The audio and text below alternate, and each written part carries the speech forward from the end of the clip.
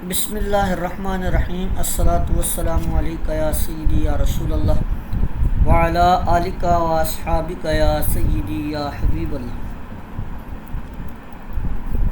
باب فضل استقبال القبلۃ یستقبل باطراف رجلیہ القبلۃ۔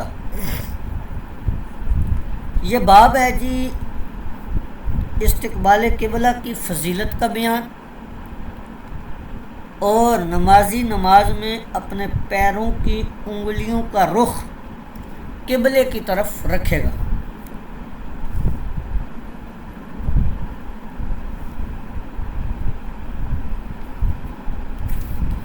یہاں پر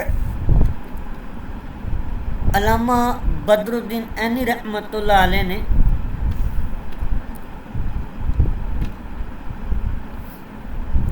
عمدۃ القاری کے اندر ارشاد فرمایا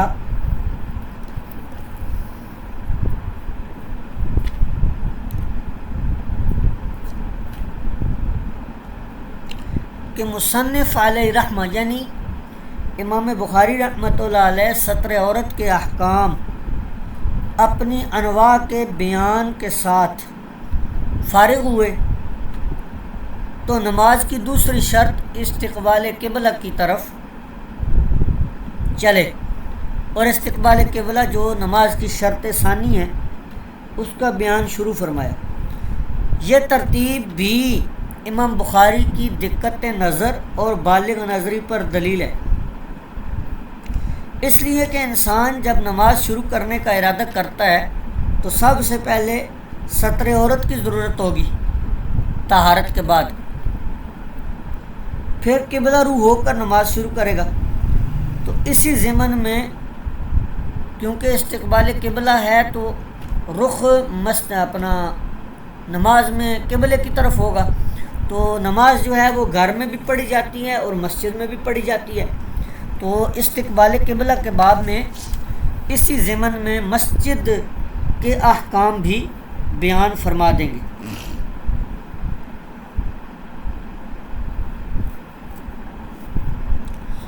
قالہ ابو حمید عن النبی، اس کو ابو حمید رضی اللہ تعالیٰ عنہ ابو حمید رضی اللہ تعالیٰ عنہ نے حضور علیہ الصلوۃ والسلام سے روایت کیا ہے۔ کس کو؟ اس کو یہ دیکھیں نیچے انہوں نے بین سطور ہی لکھ دیا ہے، ھذہ قطعۃ من حدیث طویل فی صفۃ صلاتہ، یہ ایک حدیث طویل کا ایک ٹکڑا ہے جس میں حضور علیہ الصلوۃ والسلام کی نماز کی صفات کا ذکر ہے۔ رواہ ابو حمید، اس کو روایت کیا ہے امام حضرت ابو حمید رضی اللہ تعالیٰ عنہ نے حضور علیہ الصلوۃ والسلام سے۔ یہ مکمل حدیث آگے آ رہی ہے اسی باب میں، تو حدیث دیکھیں جی۔ حضرت انس رضی اللہ تعالیٰ عنہ سے روایت ہے، انس بن مالک سے، وہ فرماتے ہیں کہ اللہ کے رسول صلی اللہ علیہ وسلم نے ارشاد فرمایا، جو شخص ہماری طرح نماز پڑھے اور ہمارے قبلے کی طرف رخ کرے اور ہمارا ذبیحہ کھائے تو یہ وہ مسلمان ہے جس کے لیے اللہ اور اس کے رسول کا ذمہ ہے، سو اللہ کی ذمہ داری میں خیانت نہ کرو۔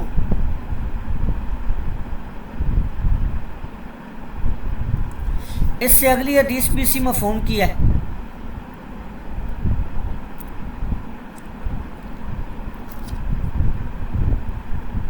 کہ حضور علیہ الصلوۃ والسلام نے فرمایا حضرت انس بن مالک سے کہ مجھے حکم دیا گیا اس وقت تک لوگوں سے قتال کروں یہاں تک کہ وہ کہیں لا الہ الا اللہ، فاذا قالوها، اور جب وہ یہ کہہ لیں اور ہماری طرح نماز پڑھنے لگیں اور ہمارے قبلے کی طرف استقبال کرنا شروع کریں اور ہمارا ذبیحہ کھانے لگیں، تو تحقیق انہوں نے کیا کیا،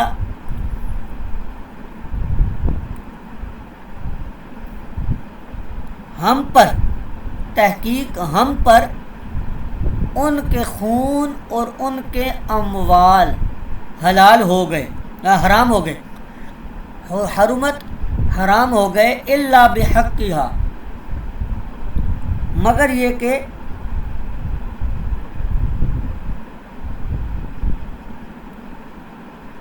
اس کے حق کے عوض کوئی حق آ جائے، یعنی یہ جو حرمت ہے یہ اس کو خود ختم کر دیں کسی حق کی وجہ سے۔ وَحِسَابُهُمْ عَلَى اللَّهِ، اور ان کا حساب اللہ پر ہے۔ اگلی حدیث مبارکہ بھی دیکھیں، حضرت انس بن مالک سے ہی ہے۔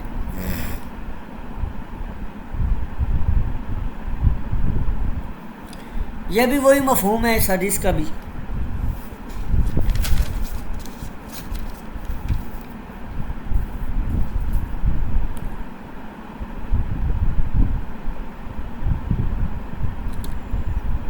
حضرت میمون بن سیاح نے حضرت انس بن مالک سے سوال کیا۔ اب وہ سوال کیا تھا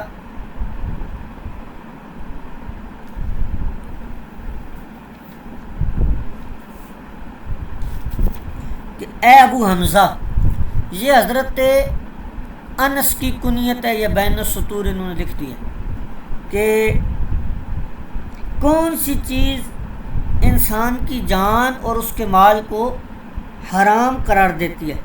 تو حضرت انس نے فرمایا جس نے شہادت دی، گواہی دی اللہ تعالیٰ کی الوہیت کی، اور ہمارے قبلے کی طرف استقبال کیا، ہماری نماز کی طرح نماز پڑھی اور ہمارے ذبیحے کو کھایا، تو وہ مسلم ہے۔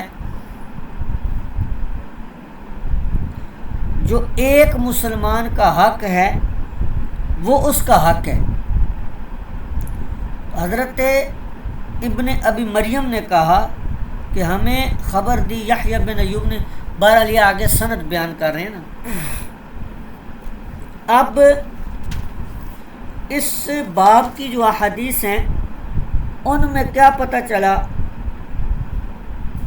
کہ جن سے یہ بات صاف پتہ چلتی ہے کہ جو آدمی ظاہری طور پر اسلامی کلمے کا اقرار کرے، اسلامی شعار ظاہر کرے، فقط اپنے منہ سے ہی کہہ دے، زبان سے ہی اقرار کر دے اسلمت، میں مسلمان ہو گیا یا میں مسلمان ہوں، یا کلمہ ایمانی پڑھ لے، تو اس سے تعرض کرنا جائز نہیں۔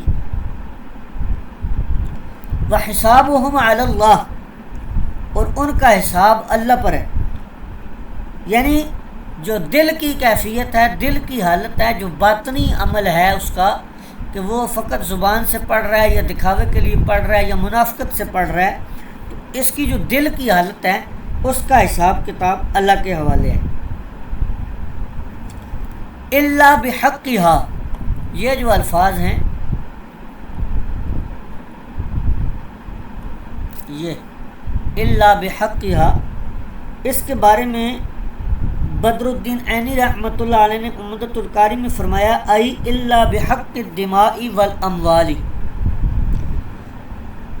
یعنی اگر ایسے شخص پر جان یا خون کا یا مال کا قصاص یا تاوان واجب ہو تو وہ اس سے ضرور وصول کیا جائے گا۔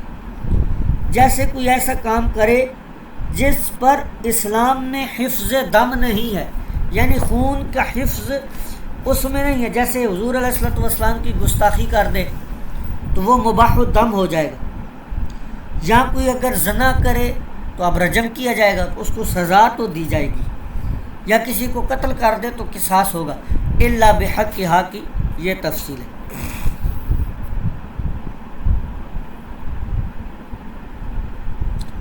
اگلا باب دیکھیں، بابن،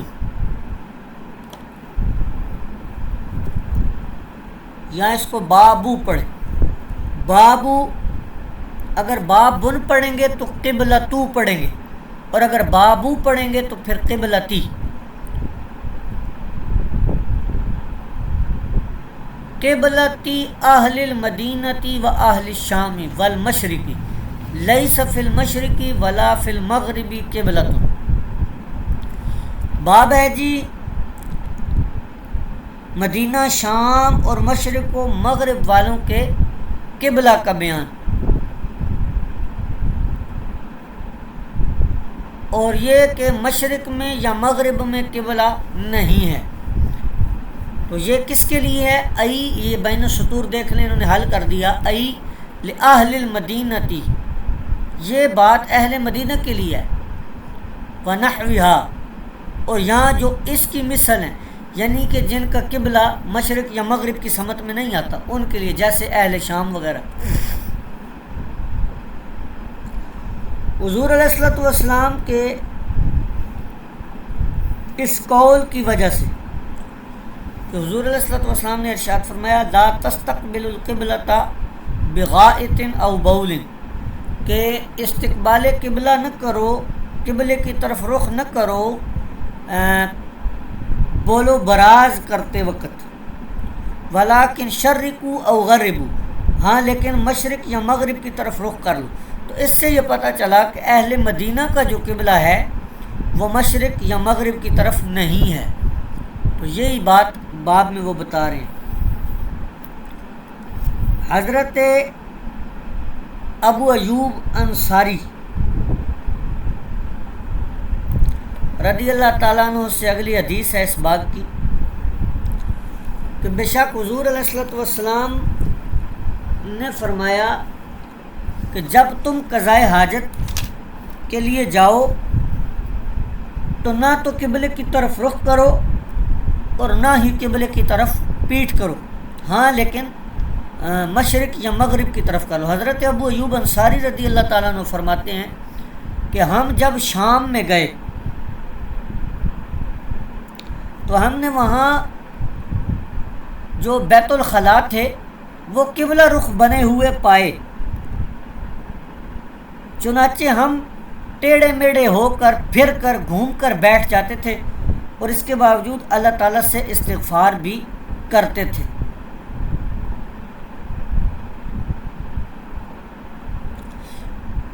کیوں؟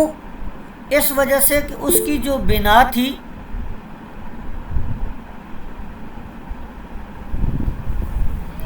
بنیاد تھی وہ قبلہ کی طرف تھی، اور مکمل طور پہ انحراف کا حصول جو تھا وہ نہیں پایا جا سکتا تھا۔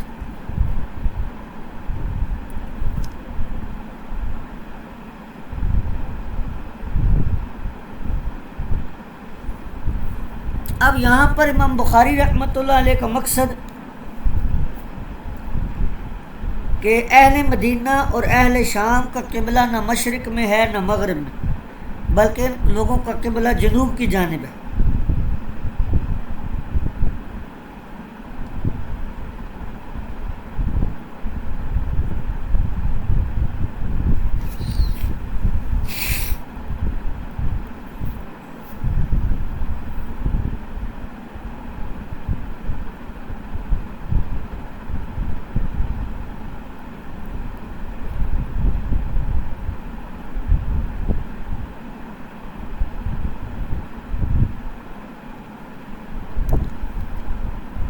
اب اس کے اندر استقبال قبلہ بول و براز کے وقت استقبال و استدبار عند الحاجت کی ممانعت پر ائمہ کا اختلاف ہے۔ اب وہ اختلاف کتاب الطہارت کے اندر انشاءاللہ تعالی ہم جب ترمذی شریف پڑھیں گے تو وہاں میں تفصیل سے آپ کو پھر عرض کروں گا۔ آگے چلتے ہیں۔ باب قول اللہ عز و جل واتخذوا من مقام ابراہیم مصلی، اور اللہ تعالیٰ کا ارشاد کہ مقام ابراہیم کو نماز کی جگہ بناؤ۔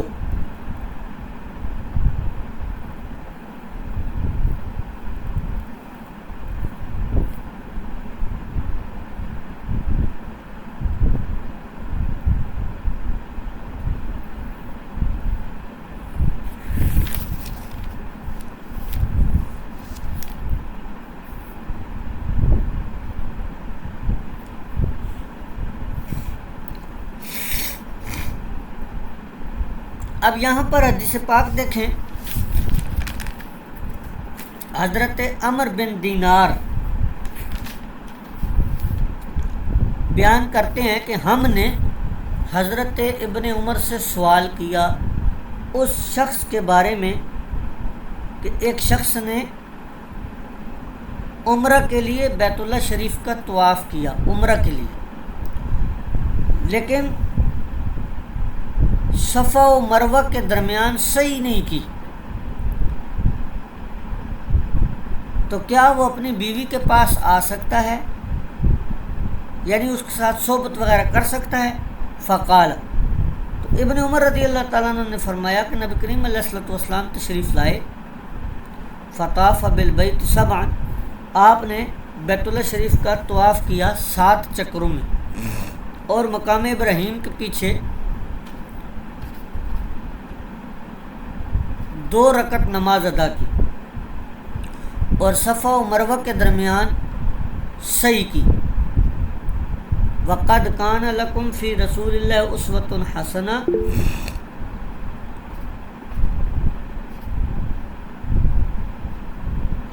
اور بے شک تمہارے لیے اس رسول کی حیات میں ذات میں عمدہ نمونہ ہے۔ یہ جو الفاظ ہیں وطاف بین الصفا والمروہ، یہ سائل کے سوال کے جواب میں ہیں کہ حضور علیہ الصلوۃ والسلام نے ایسا کیا ہے، تو اتباع نبوی جو ہے یہ بہتر ہے، واجب ہے۔ کہتے ہیں وَسَأَلْنَا، یہی حضرت عمر بن دینار کہتے ہیں ہم نے جابر بن عبداللہ رضی اللہ تعالیٰ عنہ سے بھی یہی سوال کیا، فقال، انہوں نے فرمایا لا یقربنها حتی یطوف بین الصفا والمروہ، کہ وہ شخص اپنی بیوی سے قربت نہ کرے، صحبت نہ کرے، یہاں تک کہ وہ صفا و مروہ کا طواف کر لے، صحیح کر لے، یہاں تک کہ وہ یطوفہ بین الصفا والمروہ، صفا و مروہ کے چکر لگا لے، یہاں پر طافہ یطوف چکر لگا لے۔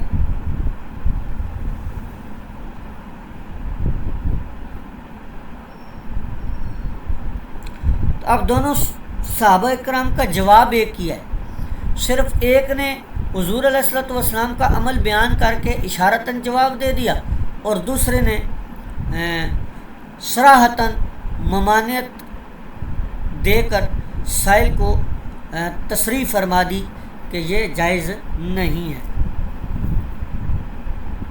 اگلا باب اگلی حدیث پاک دیکھیں۔ حضرت مجاہد رضی اللہ تعالیٰ عنہ سے سنا سیف بن ابی سلیمان نے، وہ کہتے ہیں کہ حضرت ابن عمر کے پاس کوئی شخص آیا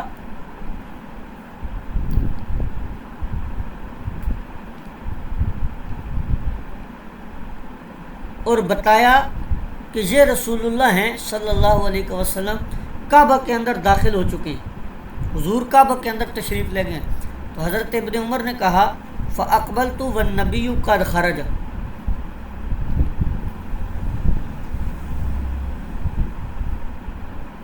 کہ حضرت ابن عمر نے جب یہ سنا کہ یہ اللہ کے رسول ہیں اور کعبہ میں داخل ہو چکے ہیں، تو حضرت ابن عمر فرماتے ہیں کہ میں جب داخل ہوا تو حضور علیہ الصلوۃ والسلام باہر تشریف لا چکے تھے،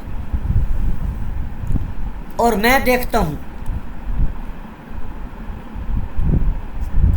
وَأَجِدُ بِلَالًا، اور میں نے پایا حضرت بلال کو کھڑا ہوا، کہاں پر؟ 2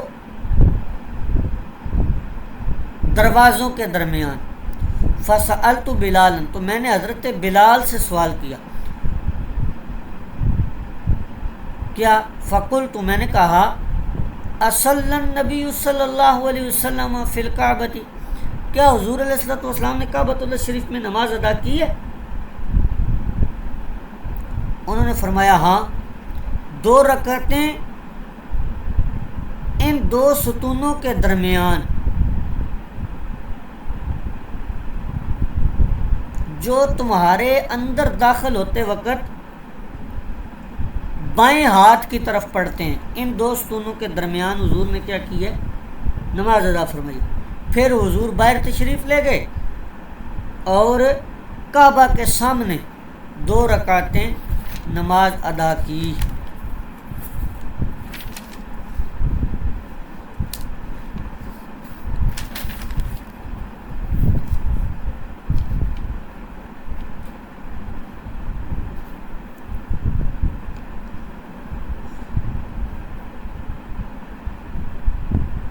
اب یہاں پر یہ پتہ چلا کہ بیت اللہ شریف کے اندر نماز پڑھنے کا کیا حکم ہے، تو پتہ چلا بیت اللہ شریف کے اندر نماز پڑھنا یہ درست ہے۔ حنفیہ اور شافعیہ کے نزدیک بیت اللہ شریف کی چھت پر نماز پڑھنا بھی درست ہے، لیکن ترک تعظیم اور عرف و عادات الناس کا لحاظ کرتے ہوئے کراہت کا قول کیا گیا ہے۔ البتہ حنابلہ کے نزدیک فرض نماز نہ بیت اللہ شریف کے اندر درست ہے نہ چھت پر درست ہے، تو اس کی تفصیل کے لیے پھر کتب فقہ کی طرف مراجعت کی جا سکتی ہے۔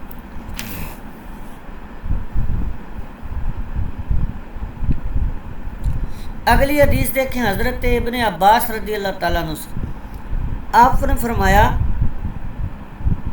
کہ نبی کریم علیہ الصلوۃ والسلام بیت اللہ شریف میں داخل ہوئے تو آپ نے کعبۃ اللہ کے تمام کونوں میں اندر داخل ہو کر تمام گوشوں میں دعا کی اور نماز نہیں پڑھی یہاں تک کہ باہر تشریف لے آئے۔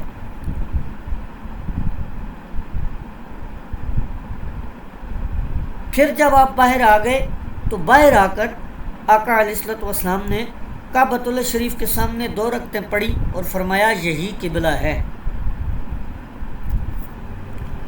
اب بظاہر دونوں احادیث جو اوپر نیچے ہیں 397 نمبر اور 398 نمبر، حضرت ابن عباس کی روایت اور ابن عمر رضی اللہ تعالیٰ عنہ کی روایت میں تعارض معلوم ہوتا ہے۔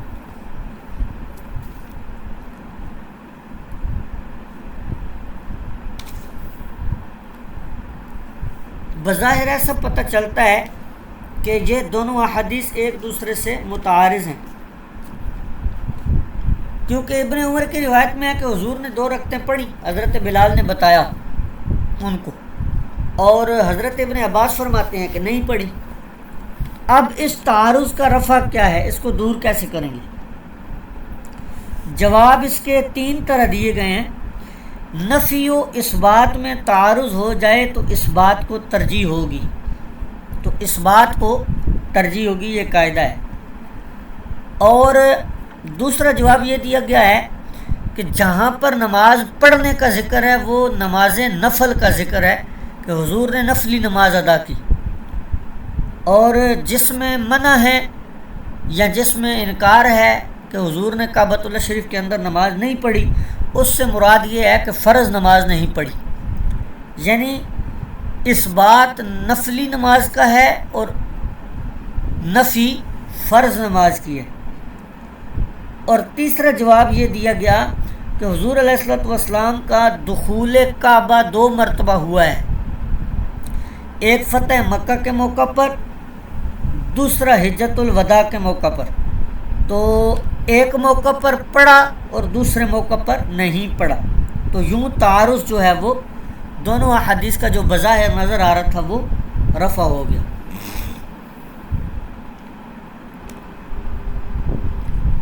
آگے باب ہے باب التوجہ نحو القبلۃ حیث کان۔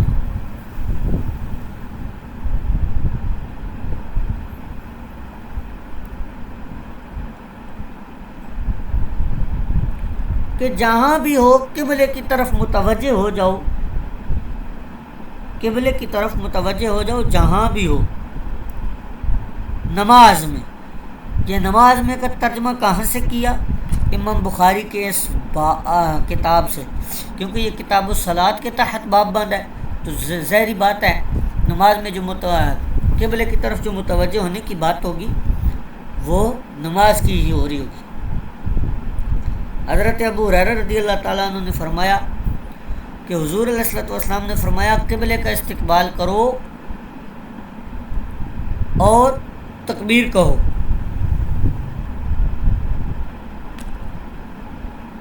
یہ کہتے ہیں کہ یہ حدیث ابی ہریرہ رضی اللہ تعالیٰ عنہ کا ایک حصہ ہے، ایک کنارہ ہے، جس کو مصنف نے کتاب الاستیزان کے اندر نقل کیا ہے۔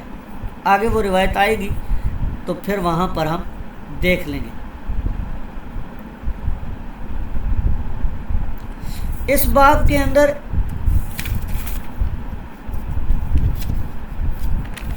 امام بخاری رحمۃ اللہ علیہ جو ہے وہ احادیث لے کر آئے ہیں۔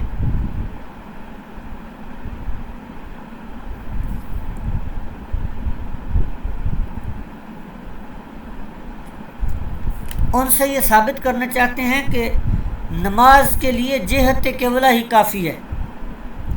عین کعبہ کی طرف رخ کرنا یہ تکلیف مل ایتاک ہے، تو جن لوگوں کو کعبہ شریف نظر آئے ان کے لیے عین کعبہ کی طرف رخ کرنا یہ ضروری ہے، جہت کعبہ کافی نہیں، البتہ حالات عذر مستثنیٰ ہیں۔ اب حالات عذر کیا ہیں؟ سواری سے اترنے پر جان کا خطرہ ہے تو یہ عذر ہے، یا اس طرح کے کوئی اور بھی عذر جو ہیں وہ ہو سکتے ہیں۔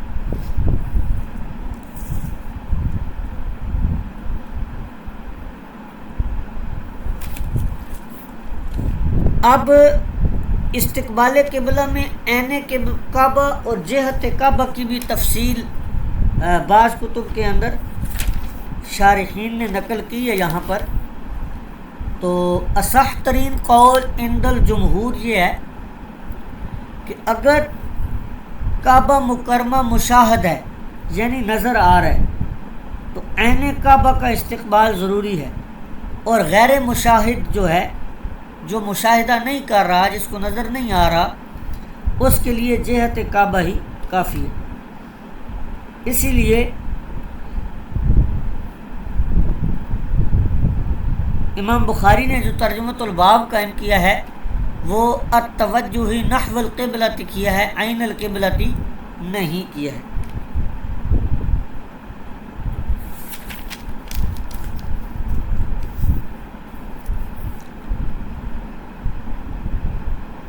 تو یہ یہاں پر ایک حدیث پاک آ گئی، اس کو دیکھ لیں۔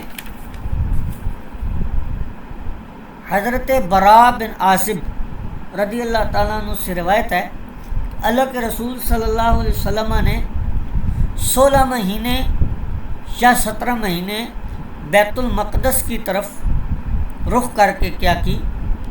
نمازیں ادا کی۔ پھر حضور علیہ الصلوۃ والسلام کے دل کے اندر یہ پیدا ہوئی بات کہ وہ کعبے کی طرف توجہ کریں، رخ کریں۔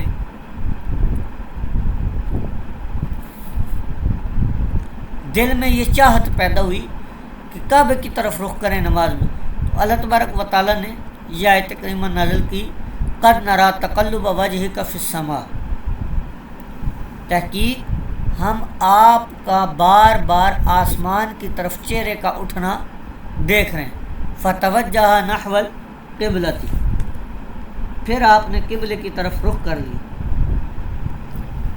اب اس سے اتنا تو پتہ چلا کہ حضور علیہ الصلوۃ والسلام کی پسند کو اللہ تبارک و تعالی قبول فرماتا ہے۔ حضور کی چاہت، حضور علیہ الصلوۃ والسلام کی جو چاہت ہے وہ اللہ تبارک و تعالی پوری فرماتا ہے۔ یہ حضور علیہ الصلوۃ والسلام کی اللہ تبارک و تعالی کی بارگاہ میں ایک وجاہت ہے، ان کا قرب ہے، ان کا مقام ہے، عظمت ہے، ادب کا بہت مقام ہے یہ۔ اس لیے یہ کہہ دینا کہ حضور ہماری طرح تھے یا ایک بشر ہی تو تھے، یا اس طرح کے جو الفاظ استعمال کیے جاتے ہیں جو ہلکے ہیں، وہ حضور علیہ الصلوۃ والسلام کے لیے استعمال کرنے سے بچنا چاہیے، بلکہ ادب والے ہی الفاظ جو ہیں وہ اپنانے چاہیے۔ اچھا، جب یہ کام ہو گیا، حضور علیہ الصلوۃ والسلام کی چاہت پر اللہ تبارک و تعالیٰ نے قبلہ شریف جو ہے وہ بدل دیا رخ، تو وقال السفہاء من الناس، لوگوں میں سے کچھ بے وقوف قسم کے لوگ کہنے لگے، وہم الیہود، اور وہ جو بے وقوف قسم کے لوگ تھے وہ تھے کون؟ یہود تھے کہ ما واللہم عن قبلتہم التی کانوا علیہا قل للہ المشرق والمغرب یہدی من یشاء الی صراط مستقیم. کہ وہ کہنے لگے ان لوگوں کو کیا ہو گیا ہے، کس نے قبلے سے ان کو پھیر دیا ہے جس کی طرف یہ پہلے متوجہ تھے. تو قل اے محبوب آپ فرما دیجئے مشرق و مغرب اللہ کے لیے ہی ہیں، وہ جسے چاہتا ہے ہدایت عطا کرتا ہے سیدھی راہ کی طرف. فصلی مع النبی رجل، پھر حضور علیہ الصلوۃ والسلام کے ساتھ ایک شخص جو نماز پڑھ رہا تھا وہ نماز کے بعد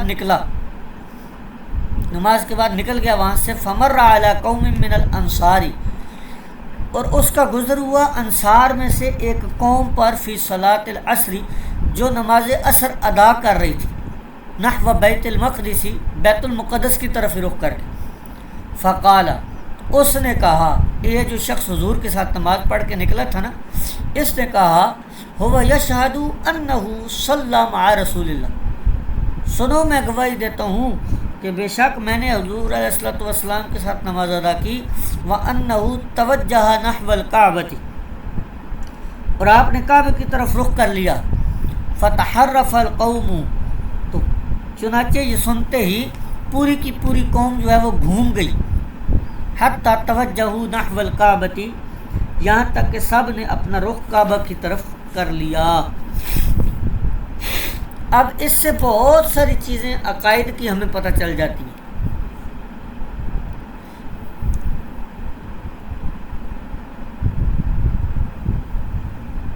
ایک تو یہ کہ اللہ تعالیٰ حضور علیہ الصلوۃ والسلام کی چاہت کو پورا فرماتا ہے. دوسرا یہ کہ حضور علیہ الصلوۃ والسلام کے اعمال پر یا آپ کے کسی فعل پر یا آپ کی کسی شان کو کم کرنے میں یہود کا جو کردار ہے وہ آج بھی بعض گروہوں کے اندر پایا جاتا ہے، جو معترض ہیں آقا علیہ الصلوۃ والسلام کی ذات پر، آپ کی صفات پر. یہ کام اس وقت یہودیوں نے کیا تھا، آج بھی کچھ لوگ جو ہیں وہ کر رہے ہیں. اسی طرح اس سے یہ بھی پتہ چلا کہ حضور علیہ الصلوۃ والسلام کے جو صحابہ ہیں وہ جرح سے مبرہ ہیں. کیونکہ یہ خبر واحد ہے، ایک شخص نے جا کر قوم کو بتایا اور اس قوم نے اس پر اعتبار کر لیا. تو یہ پتہ چلا کہ حضور علیہ الصلوۃ والسلام کے جو صحابہ ہیں ان کے لیے خبر واحد جو ہے وہ ہماری خبر واحد کی طرح نہیں ہے، بلکہ وہ درجہ یقینی کے اندر ہے. اسی وجہ سے فتحرف القوم، اس شخص واحد کی خبر پر صحابہ کرام نے نماز کے اندر ہی رخ جو ہے وہ کعبۃ اللہ شریف سے پھیر لیا.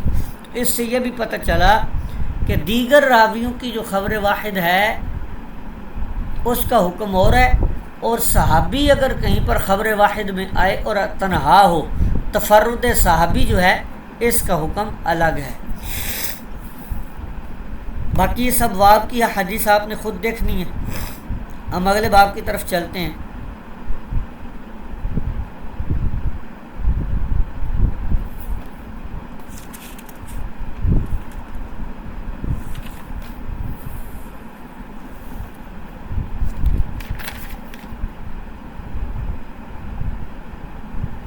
اچھا، اس سے اوپر والی حدیث ایک دیکھ لیتے ہیں ہم، اس کے اندر تھوڑی تفصیل ہے. یہ حضرت عبداللہ بن مسعود رضی اللہ تعالیٰ عنہ سے روایت ہے کہ نبی کریم علیہ الصلوۃ والسلام نے نماز پڑھی یا نماز پڑھائی. ابراہیم نخعی کہتے ہیں کہ مجھ کو معلوم نہیں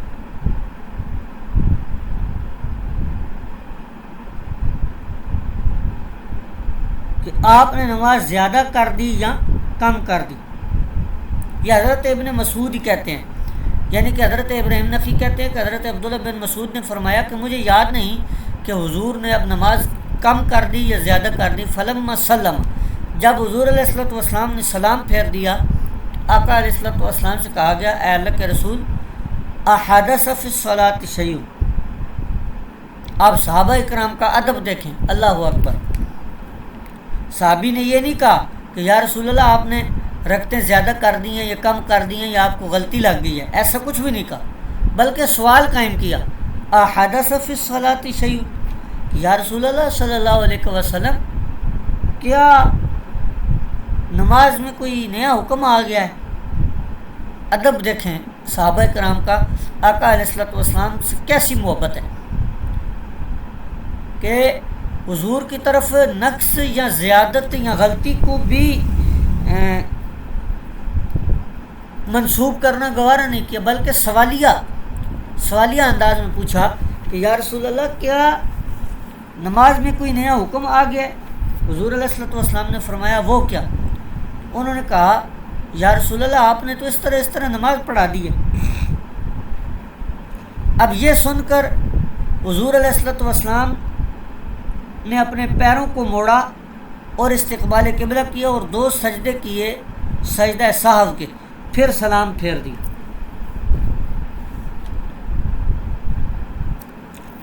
پھر فرمایا جب ہماری طرف متوجہ ہوئے چہرہ پھیرا تو فرمایا آقا علیہ الصلوۃ والسلام نے کہ اگر کوئی نیا حکم نماز کے لیے آیا ہوتا تو میں تمہیں خبر کر دیتا، لیکن میں بھی تمہاری طرح بظاہر بشر ہی ہوں، جس طرح تم بھولتے ہو میں بھی بھول جاتا ہوں یا مجھے بھی بھلا دیا جاتا ہے، فذکرونی تو مجھے یاد کروا دیا کرو، بالتسبیح تسبیح وغیرہ کے ساتھ۔ اور جب تم میں سے کسی کو نماز میں شک ہو جائے تو تحری کرے، جہاں پر غلبہ ظن ہو اس کے مطابق مکمل کرے اور آخر میں 2 سجدے کر لے۔ اب یہاں پر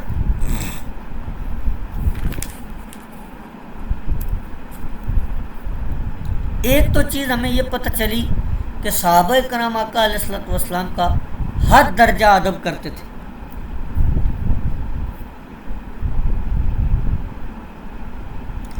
دوسری چیز یہ پتہ چلی کہ نماز کے اندر صحابی نے نماز کے بعد حضور علیہ الصلوۃ والسلام کے ساتھ کلام کیا، اور حضور علیہ الصلوۃ والسلام نے اسی کلام کے بعد فوراً 2 سجدے کیے سہو کے، نماز نہیں ٹوٹی۔ تو اس کا جواب کیا ہے؟ اس کے 2 جواب دیے گئے ہیں۔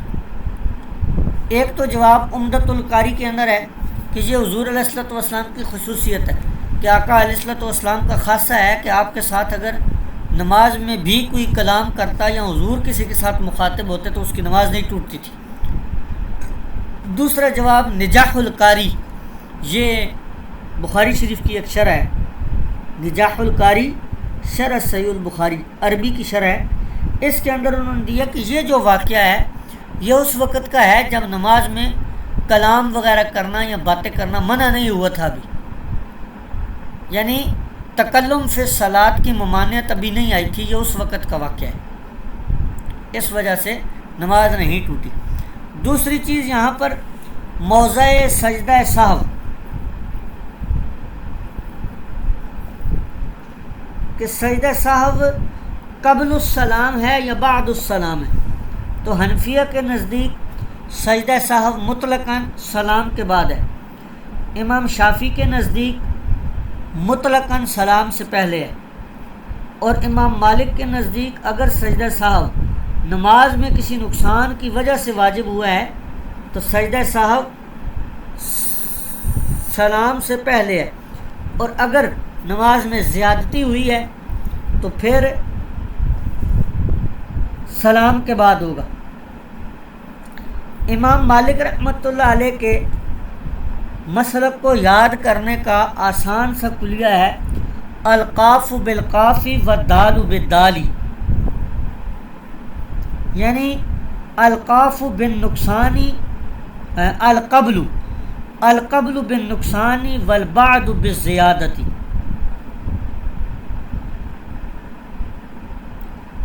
اور امام احمد بن حنبل رحمۃ اللہ علیہ کا مذہب یہ ہے، مسلک یہ ہے کہ سجدہ سہو جن صورتوں میں پیارے آقا صلی اللہ علیہ وسلم نے سلام سے پہلے کیا ہے، ہم بھی ان صورتوں میں سجدہ سہو سلام سے پہلے کریں گے، اور جن صورتوں میں کریم آقا صلی اللہ علیہ وسلم نے سجدہ سہو سلام کے بعد کیا ہے، ہم بھی سجدہ سہو سلام کے بعد کریں گے۔ اب یہاں پر یہ بات ذہن نشین رہے کہ یہ جواز و عدم جواز کا اختلاف نہیں ہے، محض افضلیت و مفضولیت کا اختلاف ہے، کیونکہ حضور علیہ الصلوۃ والسلام سے قبل السلام اور بعد السلام دونوں طریقے ثابت ہیں۔ اب اگر کسی حنفی نے قبل السلام سجدہ سہو کر لیا تو کوئی حرج نہیں ہے، پیارے آقا کی سنت ہے، اور اگر کسی شافعی نے بعد السلام کر لیا تو کوئی حرج نہیں ہے، صرف افضلیت و مفضولیت کا اختلاف ہے۔ اسی کے ساتھ یہ جو الفاظ آئے انسا کما تنسون فاذا نسیت فذکرون، یہ صرف نسیان میں تشبیہ ہے۔ یہ امام نووی رحمۃ اللہ علیہ شرح النووی جو مسلم شریف کیا اس میں آپ نے یہ بات لکھی ہے کہ یہاں صرف نسیان میں تشبیہ ہے، کیونکہ انبیاء کرام بھی بشر ہیں اور بشر کے لیے صفات بشریہ لازم ہیں، جن سے ایسی صفات بشریہ جن سے مقام نبوت داغدار نہ ہوتا ہو، یعنی انبیاء کرام پر احکام شرعیہ میں نسیان ہوتا ہے، یہی جمہور علماء کا مذہب ہے، مگر فوراً اطلاع ضروری ہے۔ یہاں پر ایک بات علامہ فیض احمد اویسی صاحب نے لکھی ہے، آپ کی ایک کتاب ہے البشریۃ لتعلیم الامتی، اسی حدیث کو نقل کر کے آپ نے ایک بہت پیاری بات لکھی ہے، ادب والی بات ہے۔ آپ فرماتے ہیں کہ حضور بھولتے نہیں تھے، حضور کو بلایا جاتا تھا اللہ تبارک و تعالیٰ کی طرف سے، تاکہ یہ بھولنا بھی امت کے لیے سنت بن جائے۔ اب حضور اگر نہ بھولتے تو اب یہ والا مسئلہ ہمیں کیسے پتہ چلتا کہ سجدہ سہو کیسے کرنا ہے؟ تو حضور کا بھولنا بھی ہمارے لیے رحمت بن گیا اور ہمیں شرعی رہنمائی مل گئی۔ تو یہ بات ان کی مجھے یہ بات بڑی پسند آئی تھی، تو میں نے آپ کے ساتھ یہ ابھی یہاں پر بیان کر دی ہے کہ ادب والا جو معاملہ ہے نا جی، یہ تو بہت ہی ضروری ہے۔ آگے دیکھیں، باب ما جاء فی القبلۃ ومن لم یر الاعادۃ علی من سہا فصلی الی غیر القبلۃ، ان چیزوں کا بیان جو قبلہ کے سلسلہ میں وارد ہوئی ہیں۔ مثلا اگر کسی نے بھول کر غیر قبلہ کی طرف نماز پڑھ لی، اب اعادہ ضروری ہے یا نہیں ہے، تو اس پر یہ باب ہے۔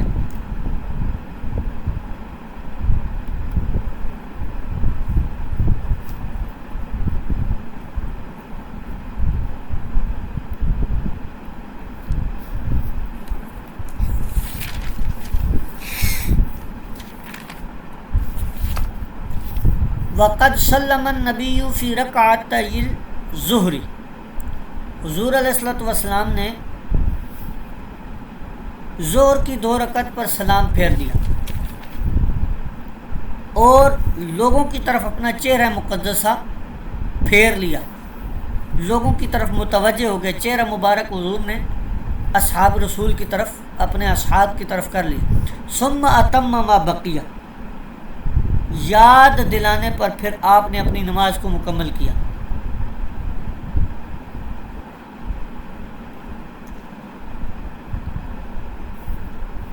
اب اس باب کی احادیث تھوڑی مطول ہیں، تفصیلی ہیں، احادیث مبارکہ کی تلاوت آپ نے خود کر لینی ہے، اس کے اندر جو اختلاف ہے وہ میں عرض کر دیتا ہوں آپ۔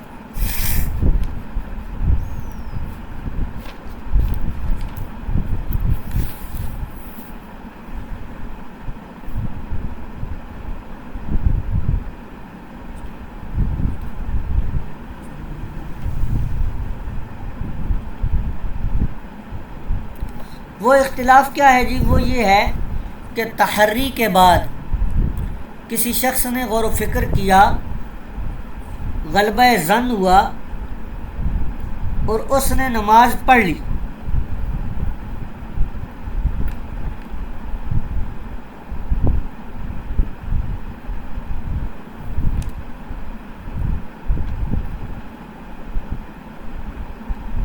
اگر کسی نے تحری کر کے نماز پڑھی، اگر تو حقیقتاً وہی قبلہ تھا تو پھر تو کوئی اختلاف نہیں ہے اور نہ کوئی اعتراض وغیرہ یا اشکال ہے، لیکن اگر تحری میں غلطی ہو جائے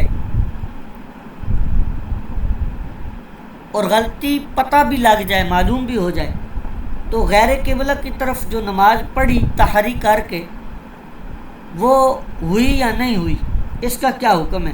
اب اس میں ائمہ کا اختلاف ہے۔ امام شافعی رحمۃ اللہ علیہ کے نزدیک مطلقاً اعادہ واجب ہے، خواہ غلطی کا علم دوران نماز ہو یا بعد نماز ہو، وقت کے اندر ہو یا وقت گزرنے کے بعد ہو، جس بھی صورت میں غلطی کا پتہ چلے گا کہ غیر قبلہ کی طرف نماز ہوئی ہے تو اب وہ دوبارہ پڑھے گا۔ امام مالک اور امام زہری کے نزدیک اگر یہ غلطی وقت کے اندر معلوم ہو جائے تو نماز کا اعادہ کرے گا، اور اگر وقت گزرنے کے بعد معلوم ہو تو پھر اعادہ کی ضرورت نہیں ہوگی۔ امام اعظم ابو حنیفہ، امام احمد، سعید بن المسیب، عطا بن ابی رباح وغیرہ جمہور ائمہ کے نزدیک اعادہ واجب نہیں ہے، کیونکہ جو تحری ہے وہی کفایت کرے گی۔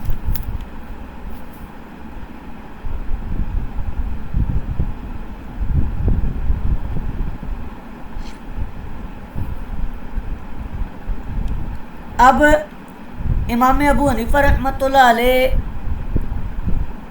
کے نزدیک اعادہ واجب نہیں ہے، وہی نماز کافی ہوگی۔ تو یہ جو ترجمۃ الباب ہے یہ بھی امام اعظم ابو حنیفہ رحمۃ اللہ علیہ کا موافق اور مؤید ہے۔ کیوں جی؟ اس وجہ سے کہ امام بخاری کا استدلال بھی کچھ اسی طرح ہے کہ حضور علیہ الصلوۃ والسلام کا جو عمل ہے کہ نماز پڑھی، 2 رکعتوں پہ سلام پھیر دیا، پھر حضور علیہ الصلوۃ والسلام کو متوجہ کیا گیا تو حضور نے باقی نماز مکمل کی، حالانکہ چہرہ مبارک قبلے سے پھیر چکے تھے اور رخ مبارک بھی مقتدیوں کی طرف کر لیا تھا، لیکن آپ نے نماز کا اعادہ نہیں فرمایا بلکہ اسی نماز پر کیا کی؟ بنا کر لی۔ اگلا باب دیکھیں،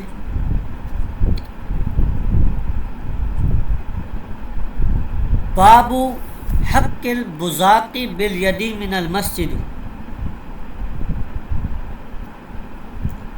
اب یہاں سے آگے 56 ابواب ہیں، باب نمبر 33 سے لے کر آگے 56 ابواب ہیں۔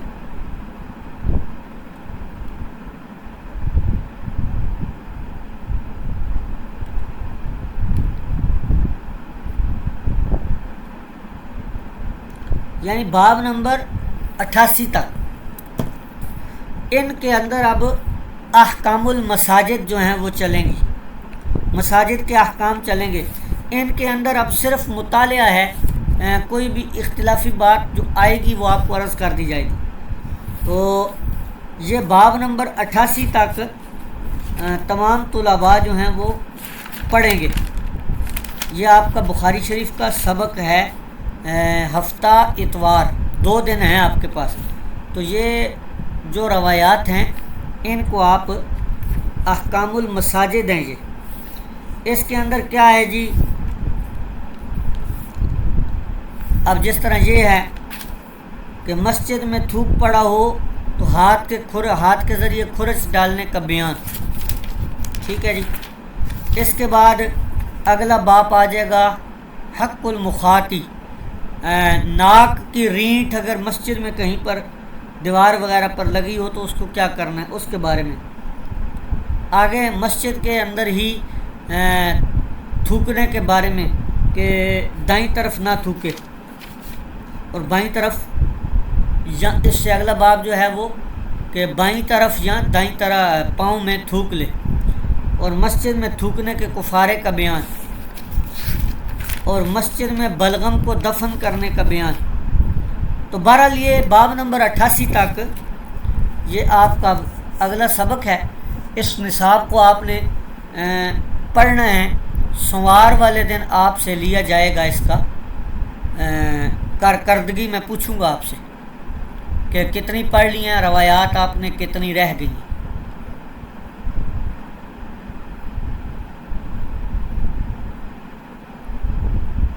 ٹھیک ہے جی۔